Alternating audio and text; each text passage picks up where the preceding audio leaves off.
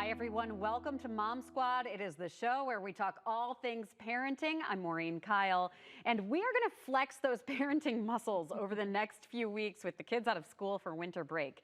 It's really fun at first with all of those holiday events, but then we get to the point where we need some ideas of how to use our time off. So in a minute, we are going to be talking to Dr. Susan Maples, author of Brave Parent, Raising Healthy, Happy Kids Against All Odds in Today's World. But first, I want to introduce Jenny Jordan, executive producer, mom extraordinaire, and Danielle Wiggins, also mom extraordinaire, and my coworker, who we always talk about all the kids' things that are happening in our lives. But I brought these two on because we are all in different phases for the most part when it comes to kids, but they're all home over the next couple of weeks. And I don't know about you, but already we're having those little breaks, like an hour or two after school where we don't have something, and they're already coming to me going, what do I do? I'm bored. And you're like, oh, what do I do with you? Especially in the winter months. Do you find that a challenge? Yes, definitely. Yeah. Once that weather hits that we're not like outside all the time, that is just the real challenge. And it's funny because I remember sitting here probably in the summer months being like, I could use a rainy day. I need to get laundry done. We're outside so much. And so it's like you can never win, but it's been tough. Yeah. And Jenny, your children are younger. Yes, right? They're yes. 5. I have a 6 and 4. 6 and 4. Okay, I had to remember how That's old okay. they were. Yeah. You know, mine's are preteen teenagers, and it's the device and YouTube and social media and things like that. My daughter doesn't have a phone, but she knows how to go on YouTube, and they give them computers at school, and she brings it home, and it's like she has social media, even though, you know, it's locked down, but she's on YouTube all day watching shorts, and it's like, okay, we got to get you to do something else. I know she doesn't want to go outside when it's cold, but it's like, come on, we got to be active. We got to do something. Yeah, and I mean, that's the device struggle that all parents are dealing with. We're going to go into that in the discussion. But my kids are pretty much same age as Jenny's, and we still have that draw towards, like, can I use the computer? Can I use anything that is technology? Whether it's watching like a show on YouTube, or whether it's, you know, like, hey, this watch even makes some noises. I want to play with this. Like, they're just so drawn to it. And I know I want them to use their creative abilities, and I don't want them zoning out into whatever tablet or device.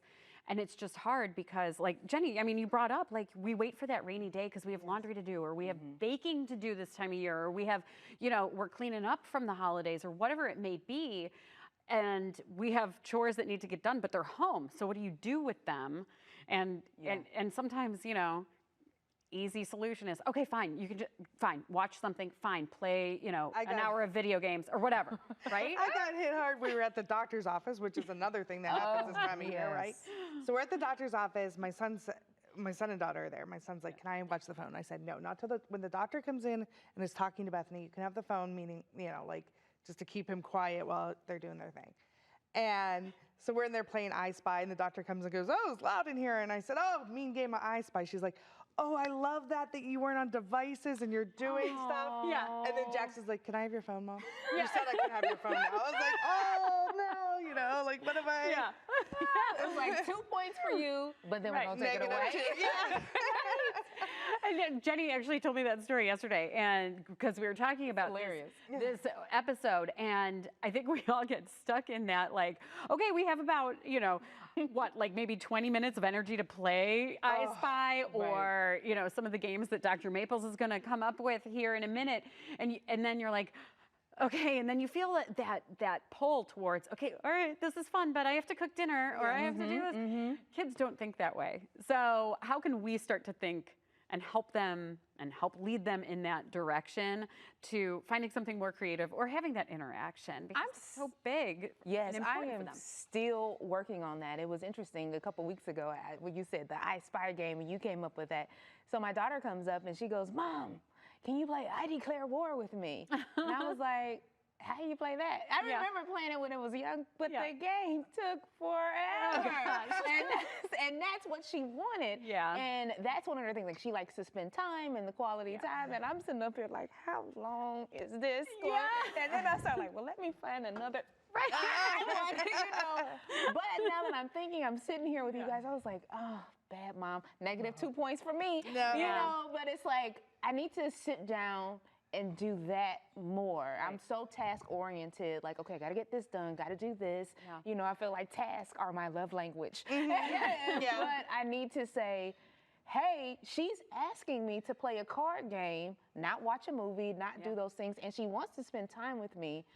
I need to train myself, like, okay, sit your butt down and do that with her. Well, we've already had a couple epiphanies here that maybe it's us that needs we need the advice on how to keep our patients lasting a little bit longer. But anyway, I loved this interview. I love Dr. Susan Maples. She just goes into not just keeping them busy, but maximizing their time in a healthy way. So here's my conversation with Dr. Susan Maples. So we are headed into a time where kids are at home. They are probably all excited about the holidays, and this is a stressful time for a lot of parents. What is your advice heading into the big winter break period?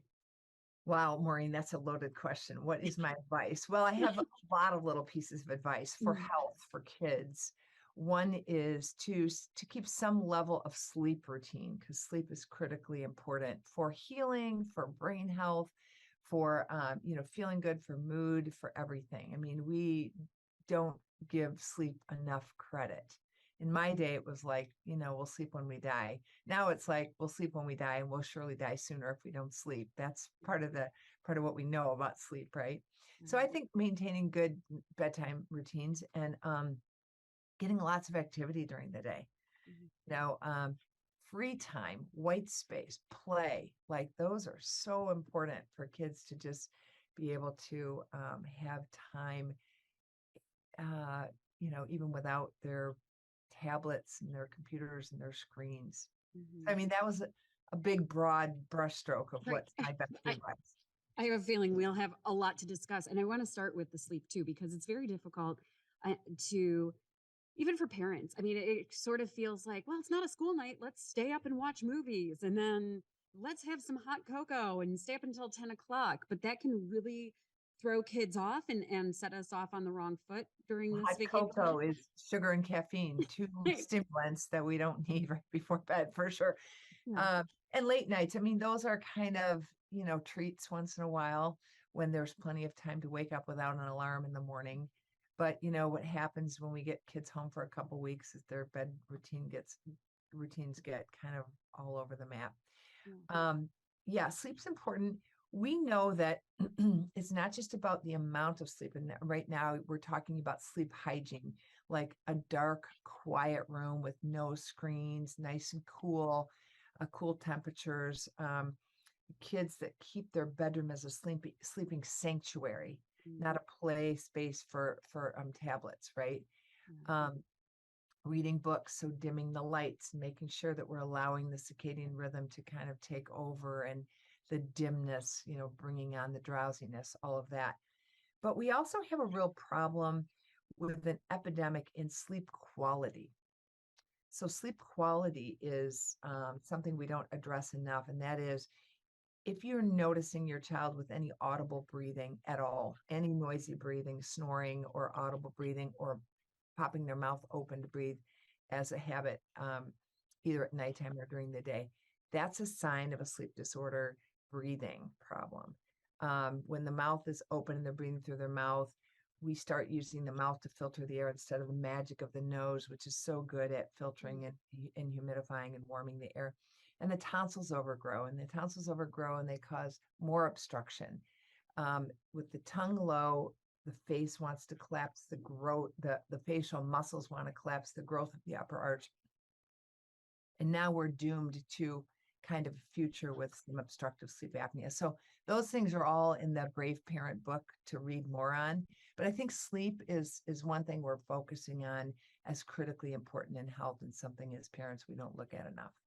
That's great information, especially now. I feel like when we are home for the break, and I'm going to have extra time to really notice they're sleeping, because usually we're in the hectic, school night routine, and I don't notice they're sleeping. So it's a great. Notice these things, take a video of it, and you're going to look for an airway astute dentist or physician. Most pediatricians and family docs, I mean, this is not high on their radar with so many sick kids from so many problems.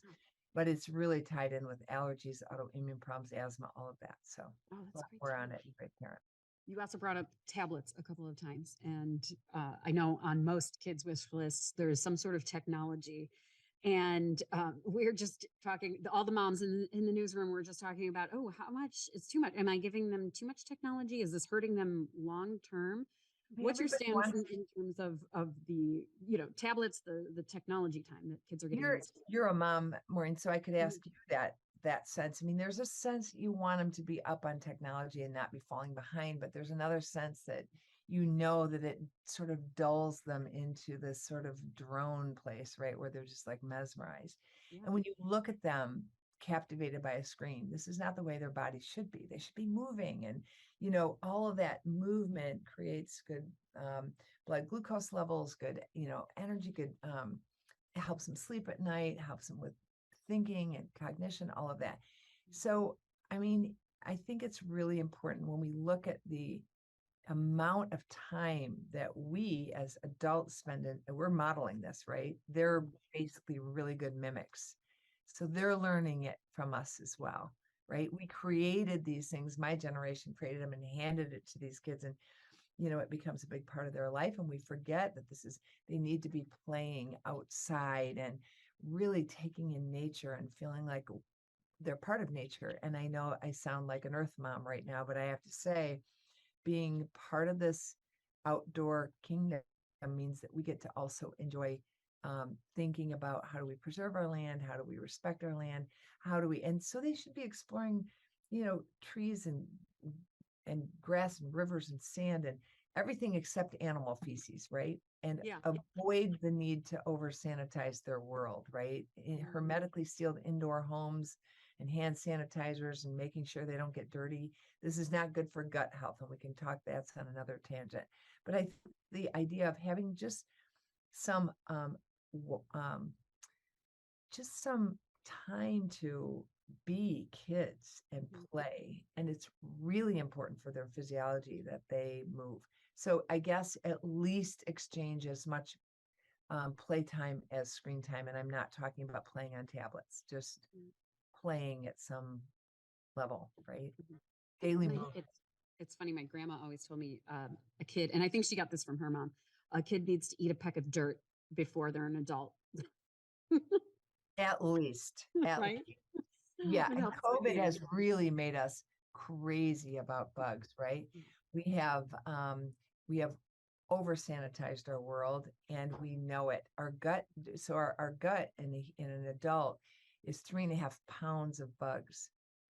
And Ooh, it's the more diverse the families of bugs, the better. And we've yeah. actually depleted our microbiome diversity by 50% in the last 50 years, which has led to this huge increase in allergies. If you look at like my generation didn't have a lot of allergies as kids. Yeah.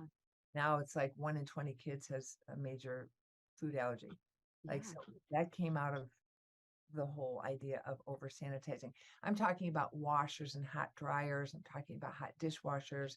We're talking about overuse of antibiotics, Mm. increased C-sections. That's another reason that we've decreased the um, microbiome. But there are a lot of reasons for it. Mhm. But definitely hanging out indoors instead of outdoors. Yeah. Yeah, it's a big. It's. I want to go back to even the downtime because I want to talk about activities. You mentioned going outside, but sometimes, especially depending on the climate, it's maybe, the wind chill is too cold and kids go outside for a little bit, but then they want to come back in. And in the winter months, for us, the majority of time, kids are inside. And then they're running around the house and parents are pulling their hair out. And it's, what do we do inside? What are the activities that you think, and this is a concern for the moms that I was just talking with in the newsroom, how do we get them to grow their attention span and educationally, get them to play with something that fosters imagination, attention span, skills that they'll need, that some kids are losing these days because of having their face in a screen all the time. So, really good question. First of all, it takes me back to the beginning of this. I live in Michigan. I was out running with my best girlfriend and running partner this morning, and it's what, 18 degrees, and there's no such thing as too cold, just not enough clothes. Now, obviously, below zero wind chills and things like that are often days when you have to be a little bit careful because kids aren't as conscientious as maybe we are of keeping skin covered. But playing outside in cold weather isn't a bad thing. We were out, like, go outside, build a snowman, go outside and play. Indoor stuff, I often think about what kids can do. They need a place where they can literally run around and be crazy and play tag indoors where they don't have to worry about wrecking things. I think living room dance parties with the whole family. I mean, oftentimes kids do what their parents do. If the parents are daily exercisers, the kids will be. And when I say we are kind of proud of ourselves if we as adults exercise 3 times a week, we're talking daily. We're supposed to be using our bodies daily. That's how we maintain, again, blood sugar, homeostasis, low, all of it. I could go on and on about the benefits of exercise. But allowing kids to play. I mean, kids are wired for movement. And we are too, really. We just have forgotten. So what we can do is talk about it with our kids, make a plan over the break. Let's do something active every day. Let's go for a hike. Let's go for a run. Let's go for a walk. Let's, go outside and play hopscotch. I'll teach you some games that we used to play as kids or whatever, right? The idea that you can play together, get your favorite dance music on and really rock it out and have some fun, play Duck, Duck, Goose. I mean, some of the things that you remember those games, don't you? Oh, yeah. Yeah. Play And those are tag. my best memories too. And I think we forget about that because Yeah. we're so busy. I have to clean the house and I have to do the dishes and I got to put this away here. Just do something over there while I do this over here. And at Christmas, I mean, we're busy as moms, like wrapping and shopping and baking and, buying all these gifts. And really, kids just want time with us, especially working moms. It's a time where gifts don't make up for the lack of time we have. Time does.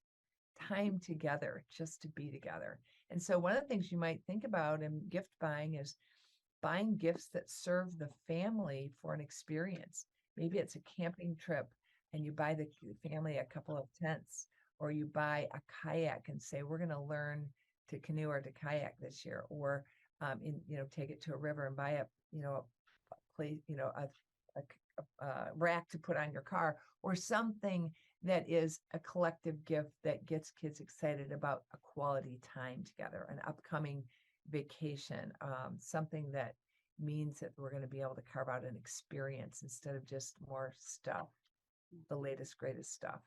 And you mentioned planning the dance party during the day. Do we stick to a routine? Does it help kids to know, okay, today we're doing this, and then in the afternoon we're doing that? Do they need to know the structure? Is it good to keep the structure? Some kids are really, really much better served with structure, and you know who they are. If they're your child, when you get off the routine, it upsets their apple cart. They're really kids that want a routine. Others are more flexible and easygoing, and that's sort of just the way they're wired. But I will say that kids need limits. So if you say you're going to do something, you need to hold that. You need to not waver. They need to know they can count on you, even when they go, oh, nope, that was our agreement. We're doing, not like they're whining, therefore I don't feel like dealing with it right now, so we'll move the mark. You're guaranteeing a continual pushback.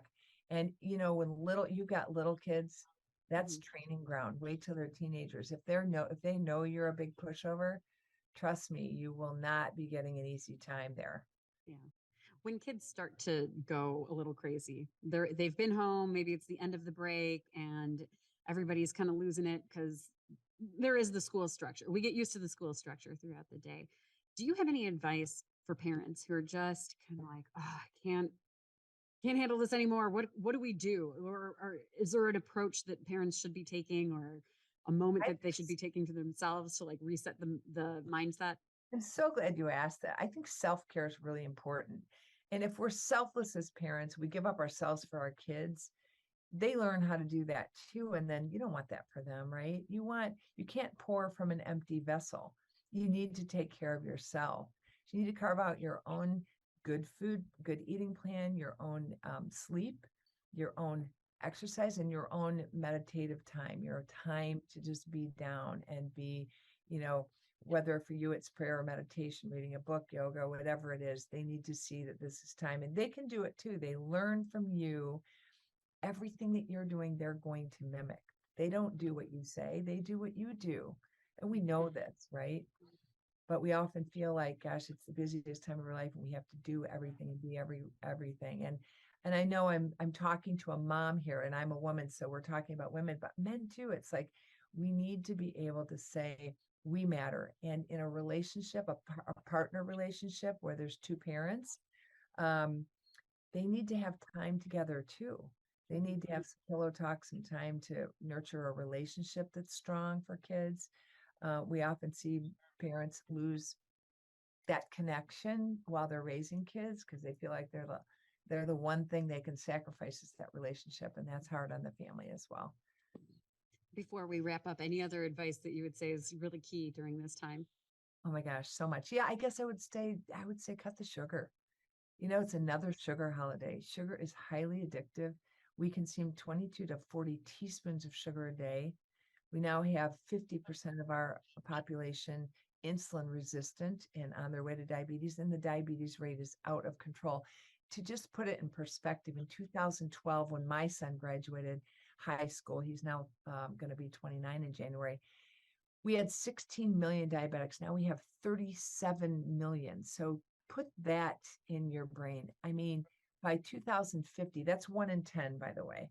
By 2050, it will be 1 in 3. And you do not want your children to be diabetic. That's where they lose eyesight and limbs and kidneys. And it's so it not only promotes tooth decay, which is the #1 disease for kids, but this metabolic imbalance.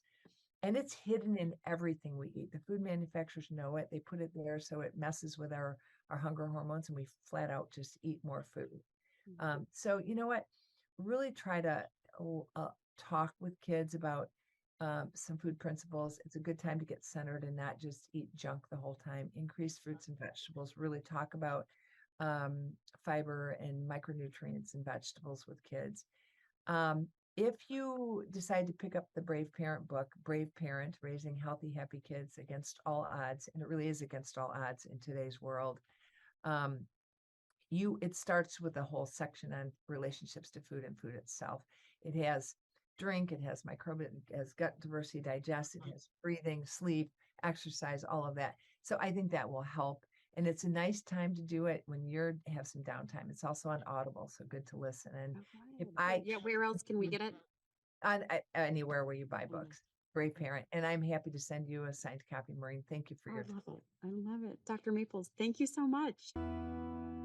So what I loved about her advice is the good old fashioned, put the kids outside. I always think of, oh gosh, it's too cold. We got to bundle them up. They're not going to want to stay outside. And when she was talking about that, I remembered that when I was a kid, I think I spent hours outside in my backyard, bundled up. I never thought about the cold, but just the healing nature of being outside, of nature. You know, the healing powers of taking a walk and getting outside and making that snowman, and how important and vital that is to not just their mental health, but we've talked about like kids having eye problems post-pandemic because they weren't outside as much, getting as much sunlight in. So now we're seeing that they're starting to have eye health issues. I mean, all of these things are important and vital to their health.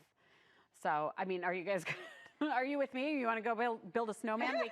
We could sing the Frozen song, but like getting the kids outside. This winter for our family, it's like going to be something different because we got a dog this summer. Yeah. And so and part of their responsibility is you need to go walk the dog and you need to go out. And it's interesting because our dog loves the snow. We only seen the snow once we're here in Ohio, and we've had it like once or twice where the dog actually got out and had fun, and they loved seeing the dog love the snow. So I'm thinking that maybe if we get a bunch of snow, then that will make it easier for them to go out and play with the dog in the snow. Plus, they got to walk the dog. So hopefully that will get them outside. Yeah. That's a good idea. Yeah, that's true. And I think it's that middle of the road when it's just cold and not snow. Because, I think snow days, okay, let's get the sleds out. Let's get this out.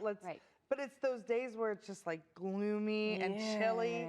That makes it like really hard. It's like, what are you going to, I even laughed yesterday after hearing about this segment, I take them outside, right? I'm always like a good mom for that one time. Yeah.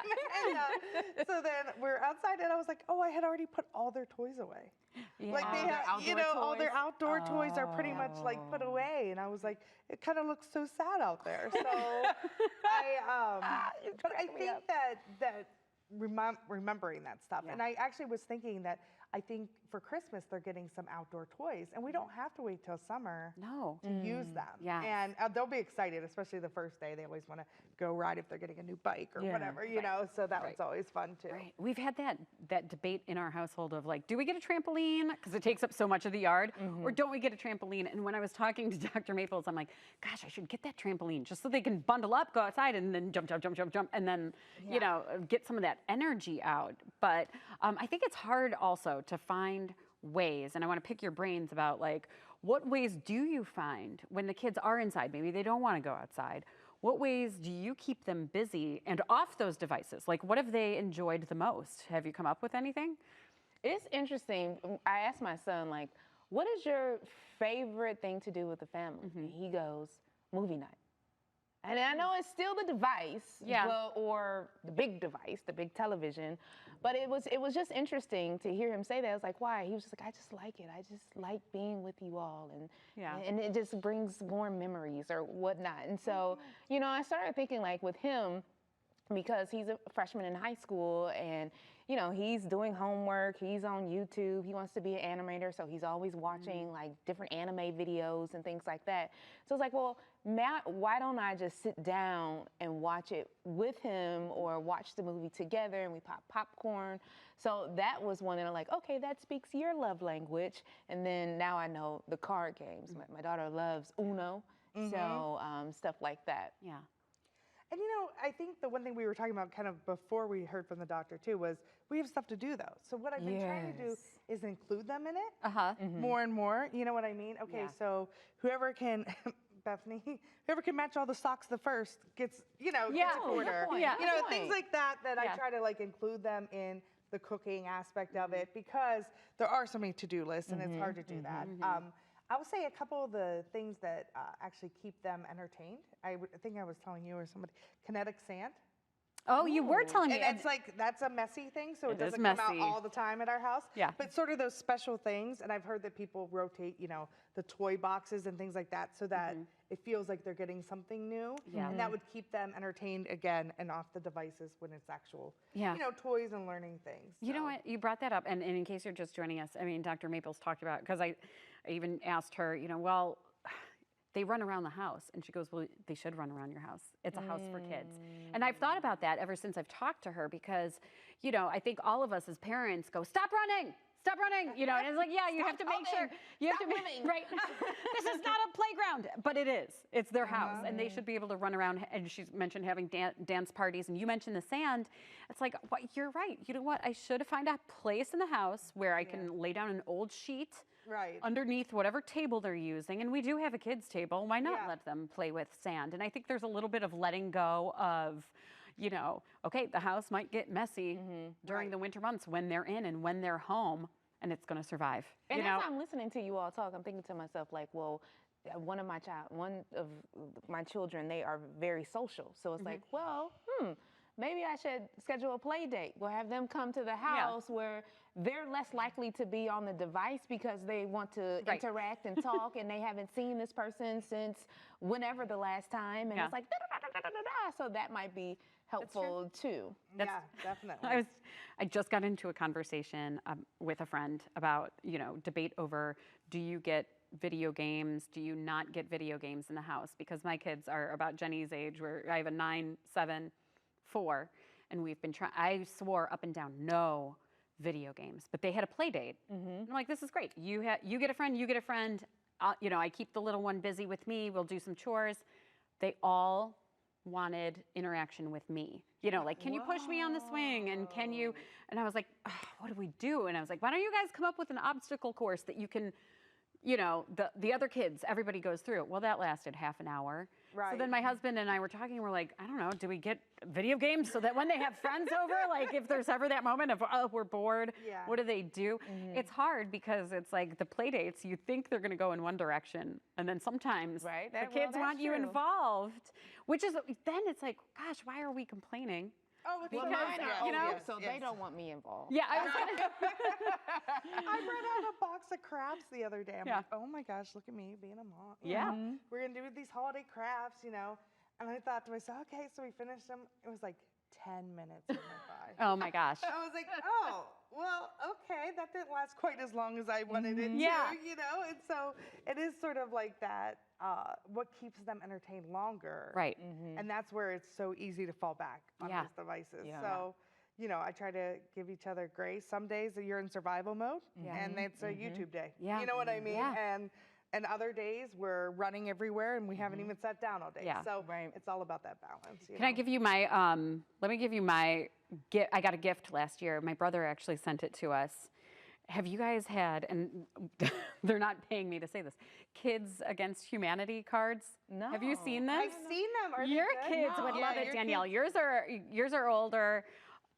Jenny, I warn you, there's some potty words in there, but it's just like you put down cards.